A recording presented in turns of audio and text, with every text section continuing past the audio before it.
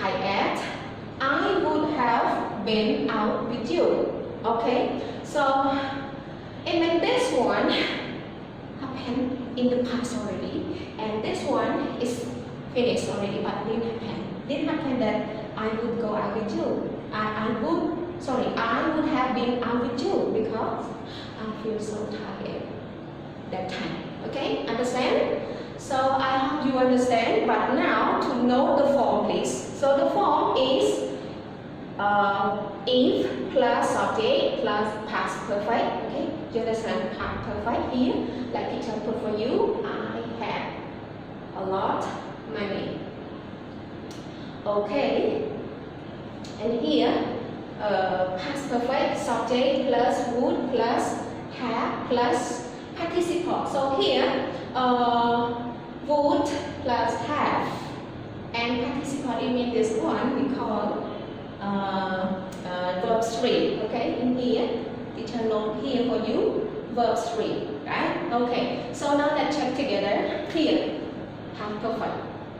Okay, have that one. Then this one is subject and this one past perfect. Oh, you can say, oh teacher, that one is past. No, because this one is had. Had. Should be okay. Had a lot of money. I would. So here.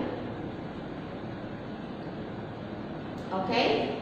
This one would have participle. Okay. So this one have travel. Have plus participle here. The verb 3. Okay. Verb 3 not the past one, but it is past participle. Okay, so and here then feel, and here I have been. So go it means been, it means been, it means become back already like that. Okay, so that is the circumconditional that is we use for unreal situation in the past that then happened. So teacher have one that teacher confused here. Okay, that's okay. If you have any, if you have any question and if any that you don't understand, you can ask me. Okay, so I hope you